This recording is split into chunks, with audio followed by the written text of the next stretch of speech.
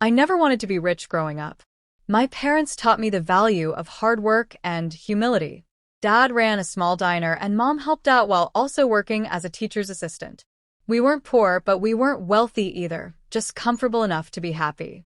That's why when I inherited my grandfather's real estate empire at 25, I decided to keep it quiet.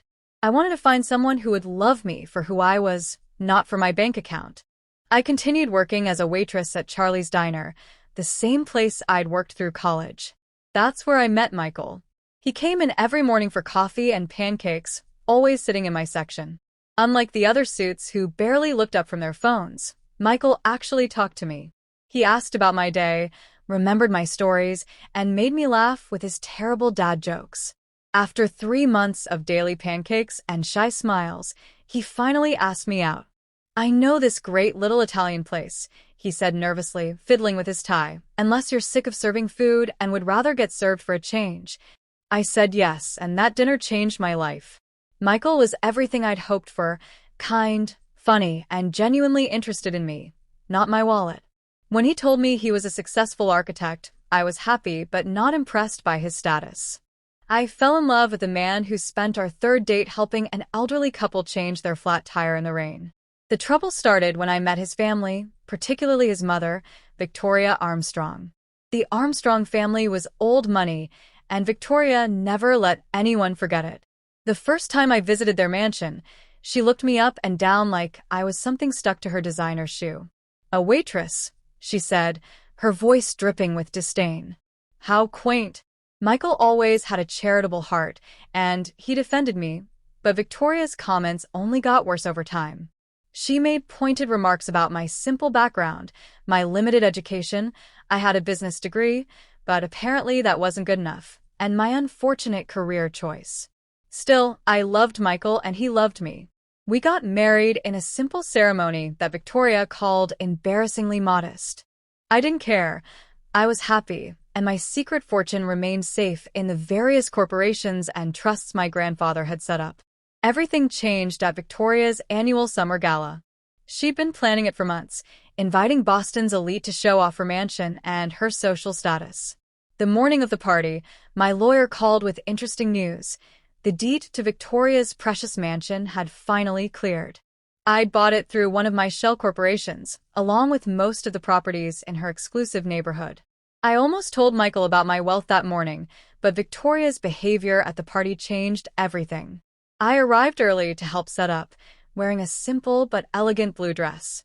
Victoria took one look at me and sneered. "Oh, dear, is that off the rack?" "Well, I suppose it's the best you could do on a waitress's salary." I ignored her, like always. The party started, and Victoria's mansion filled with Boston's wealthy and powerful. I recognized most of them, not as their waitress, but as a landlord through various property holdings. They just didn't know it. The humiliation came during Victoria's speech. She stood on the grand staircase, champagne in hand, and began thanking everyone for coming. Then she spotted me, trying to blend into the crowd. "Oh, and let's not forget our special guest," she said, her voice carrying across the marble foyer. "My son's wife, the waitress. You know, sometimes I think Michael married her just to spite me. I mean, what else could a successful architect want with a girl who serves pancakes for livings?" The crowd laughed. Some looked uncomfortable, but no one spoke up. Michael was stuck in traffic, running late. I was alone. Perhaps she thought marrying my son would be her ticket to a better life, Victoria continued, clearly drunk on both wine and attention. "But darling, you'll always be what you are, a worthless waitress playing dress-up in our world." I felt hundreds of eyes on me. Victoria's words hung in the air, sharp and cruel. But instead of crying or running away, I smiled a calm, knowing smile that seemed to unnerve Victoria slightly. "Thank you for your hospitality, Victoria," I said quietly. "I'll see myself out." As I walked to my car, I pulled out my phone and called my lawyer, John. "Remember that renovation clause in the new rental agreement? Let's put it into action first thing tomorrow morning." I drove home to wait for Michael, knowing that Victoria's perfect world was about to crumble.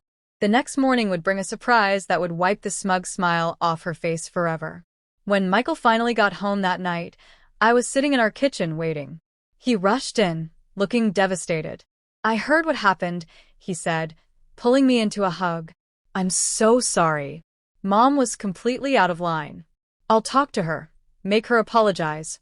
I shook my head, fighting back tears, not from sadness, but from the weight of what I was about to reveal. Michael, there's something I need to tell you. Something I should have told you long ago. But before I could continue, my phone buzzed. It was John, my lawyer. Everything was ready for tomorrow morning. Victoria's perfect world was about to be turned upside down, and for the first time since I'd met her, I couldn't wait to see my mother-in-law's reaction. The next morning, dawn bright and clear, I woke up early, my heart racing with anticipation.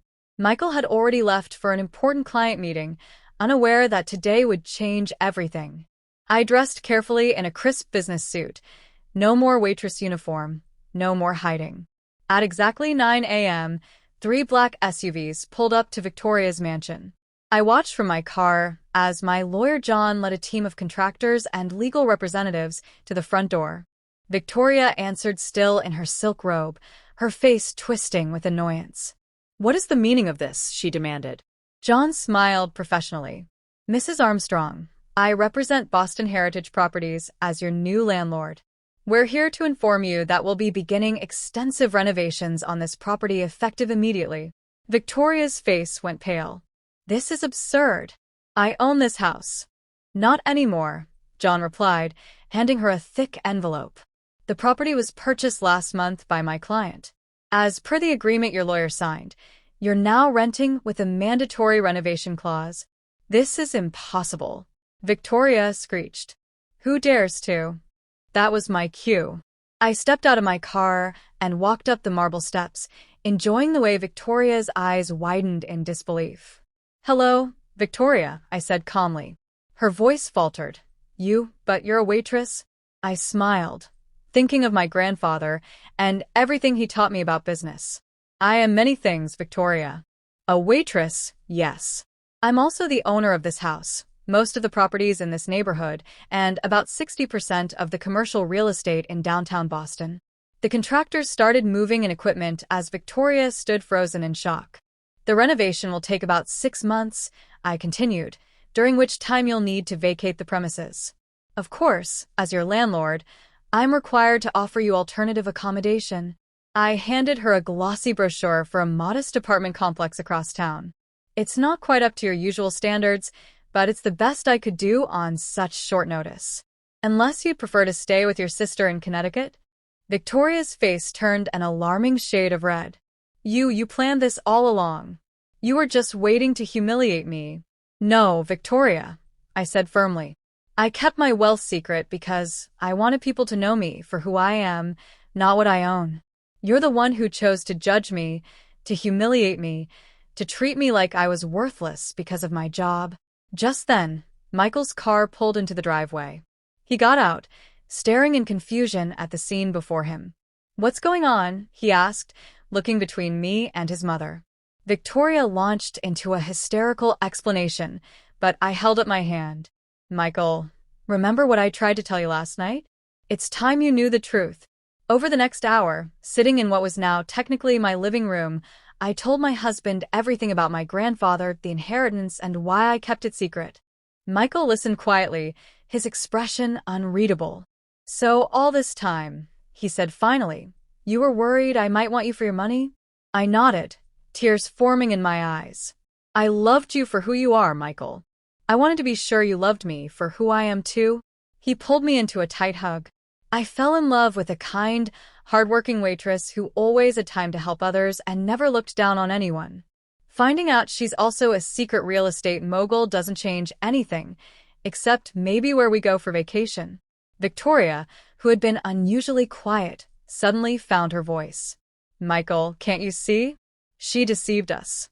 She made fools of us." Michael turned to his mother, his expression hardening. "No, Mom. "You made a fool of yourself all those times you mocked and belittled my wife. You showed everyone exactly who you are. The only difference is now they know who she is too." Over the next few weeks, Victoria's perfect world crumbled. The renovation forced her to move to the apartment I had offered, and mysteriously, her sister had no room for her. Her social circle buzzed with the news that the waitress they'd all laughed at was actually their landlord. But the real change came 3 months later. I was leaving Charlie's Diner after my usual Saturday morning shift. Yes, I still worked there because I loved it when Victoria walked in. She looked different, humbler. "I've been doing a lot of thinking," she said quietly. "About who I am, about how I treat people.